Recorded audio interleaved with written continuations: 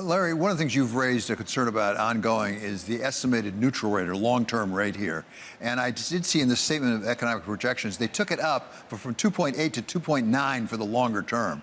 Are you still concerned that the Fed may be underestimating the long-term neutral rate?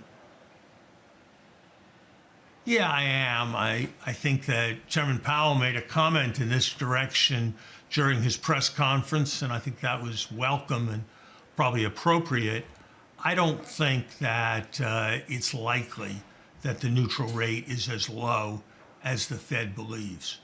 They've marked it up only 40 basis points from its level before COVID, and yet we've had huge increases in wealth, vast changes in the budget deficit, in the level of the national debt.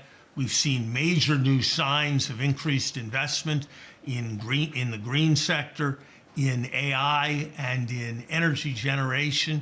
And so you take all those pressures downwards on saving and upwards on investment, and I think the neutral real rate has gone up.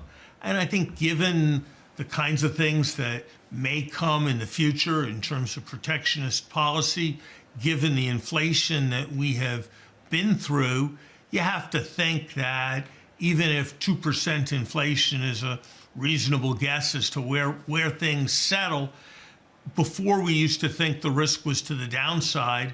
Now I think we've got to think that the risk is to the upside. So if you take all of that together, my guess is that you're looking at a neutral rate with a 4 handle. And in that context, monetary policy isn't as contractionary as people often say it is, or as I think the Fed believes it is.